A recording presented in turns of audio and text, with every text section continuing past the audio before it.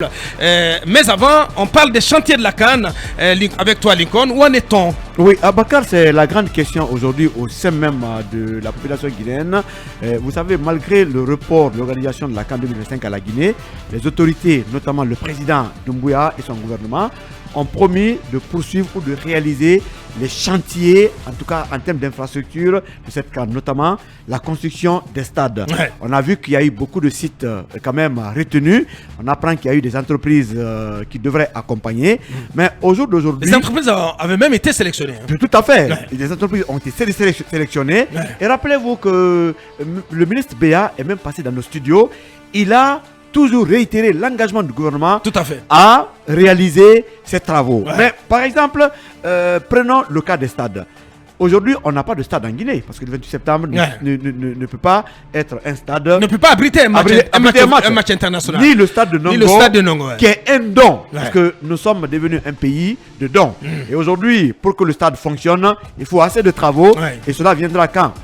Et J'apprenais il y a quelques jours qu'une délégation de plusieurs départements ministériels s'est rendue auprès de la direction générale du stade. Et, en tout cas, apparemment, les manœuvres sont en cours pour démarrer les travaux de mise à niveau du stade pour que la Guinée, en tout cas, ou des clubs guinéens puissent accueillir des matchs au stade de Nongo. Abaka, on nous l'a toujours promis, mais ces matchs à domicile vont commencer quand? Ouais. Rappelez-vous qu'on est en train de prendre des coups de gueule actuellement Ouais. à l'extérieur. Parce que si vous avez observé le match, le dernier match du Orea au stade du 26 mai à Dakar, ou du stade Bamako. du 26 mars, plutôt à Bamako, Bamako. un match dans le contenu mais formidable.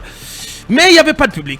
Et le Orea n'a pas bénéficié du soutien du 12e homme, comme on le dit dans le jargon sportif. Et ce qui est Voilà, dommage, donc c'est un club qui est obligé de se débrouiller à l'étranger et d'ailleurs qui joue ce week-end du côté de Tanzanie. D'ailleurs, un match important. ce qui est dommage à Bakar, la Guinée, à travers le Orea, est le seul représentant de l'Afrique de l'Ouest au niveau de la Champions League Ouais. africaine. Tout à fait. Ça veut dire que notre pays est ambassadeur du football africain Ouest au africain. haut niveau. Ouais. Ouest africain au haut niveau. Ouais. Mais malheureusement, pas de public parce que nous jouons à l'extérieur. Ouais. Prenez par exemple le Sidi national. Parfois, nous aimons notre souveraineté ou le souverainisme. Ouais. Mais quand l'équipe nationale de Guinée doit opérer ses matchs à l'extérieur, Oui, il faut rappeler, hein, pour faire suivre, plutôt pour t'aider dans ce que tu dis, le Sili va jouer ses 2 prochains matchs au Maroc. il y a 3 matchs même parce qu'il y a une catégorie inférieure qui va aussi jouer un autre match du côté du Maroc. Ouais. Mais le Ouais. sport, Le ça Sili A joue ses 2 matchs à Rabat, Oui. le Sili Espoir à Casa. effectivement, donc nous Guinéens, nous déplaçons pour aller défendre notre drapeau dans un autre pays. Mais et pourtant nous sommes souverains. Nous savons que la transition a apporté quand même beaucoup de choses. On a des avions, il y a des routes qui se construisent, il y a d'autres chantiers. Ouais. Mais pourquoi ne pas aussi avoir un stade pour la Guinée? Le président s'est engagé. Quand un président promet, sa promesse devient en tout cas un éléphant. Il faut réaliser. Ouais. Non seulement d'aujourd'hui, Normalement, ces travaux étaient érigés en programme, priorité nationale. Mais très malheureusement, on n'en parle pas. programme d'intérêt. Non, programme d'intérêt. Programme national. d'intérêt national. Ouais. Malheureusement, au niveau du Conseil des ministres, on n'en parle pas. Désormais, aucune communication. Le ministre BA même ne parle pas. Ouais. Abakar, Ouais. pendant cette Il est période devenu de impuissant, tension, le pauvre, franchement. pendant cette Totalement période de tension, impuissant. Ouais. le sport, notamment le football soit roi, peut jouer un grand rôle. Il peut décrisper. Quand le Sili joue en Guinée, personne ne peut penser à une crise quand on a un stade. Quand le Horea joue pour représenter toute la Guinée, personne ne peut penser, par exemple, à une manifestation autre. Les Guinéens vont se réunir ensemble. Bien. Donc, vivement que le gouvernement se bouge, monsieur le président, pour que on puisse avoir au moins 1, 2 ou 3 stades en Guinée, Ouais. ne serait-ce quand même pour que la Guinée ne continue pas à défendre ses couleurs à l'extérieur l'étranger. et en termes d'autres avantages, mais ça va employer des main-d'œuvre de ce pays. Bien Les entendu. entreprises locales Ouais. vont bénéficier et la jeunesse sera gagnante. Monsieur le président de la transition, Merci, aidez-nous à avoir au moins quelques stades pendant cette transition. Merci, allez-y, Talibé. Oui, vous savez, l'enveloppe de ces infrastructures sportives, c'est 800 millions de dollars. Ouais. Et l'État guinéen s'est engagé à débloquer 120 millions de dollars en guise de garantie. Sans le déblocage duquel montant, les entreprises qui ont été sélectionnées ne peuvent pas commencer les travaux. Ouais. Donc, dans le budget 2023, en tout cas, les autorités assuraient que cette ligne avait été prévue. Mais 3 mois jusqu'à 3 mois après, jusqu'à présent, ce montant n'est pas débloqué. Alors que quand vous prenez le stade du 28 septembre, il est prévu d'en faire un stade ultra moderne à un coût absolument raisonnable. Ouais. Donc, les entreprises sélectionnées sont prêtes à débloquer 800 millions de dollars. Mais nous peinons encore à engager les 120 millions de dollars de la part de l'État.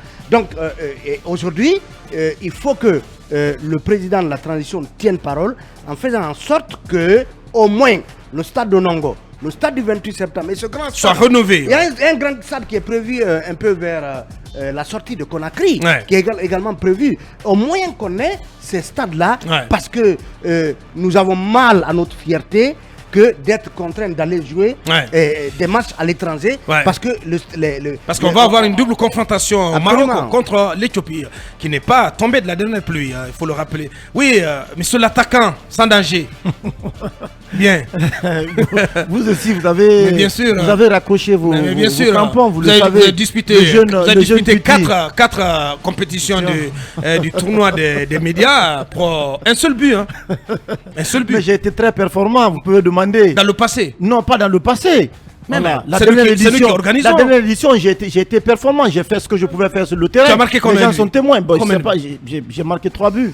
C'est pas possible. Mais l'équipe de films en totalité n'a même pas marqué 3 buts. On va revenir à l'essentiel, Aboubacar Diallo. C'est mieux. Voilà. Le tournoi, c'est au mois de mai. Ouais, on va revenir à l'essentiel. Bien. Vous parlez de la question des infrastructures sportives en Guinée.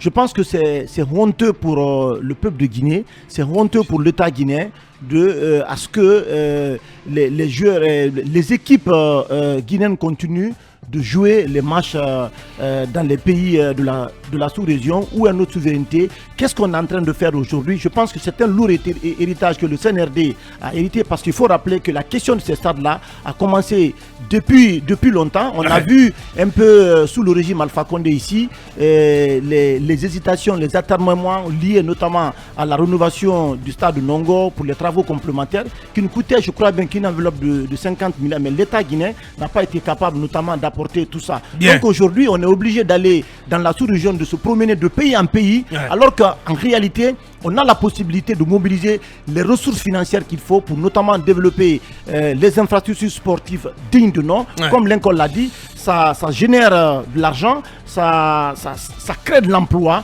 Donc c'est vraiment, je pense que le président du CNRD aujourd'hui, conformément à ses engagements, et je pense que le ministre Béa, il doit vraiment en faire une priorité. Mais ce n'est pas parce lui. Que pour l'instant, son bilan laisse à désirer. Mais ce n'est pas lui. Je pense non mais attendez quand même, qu'est-ce que tu racontes?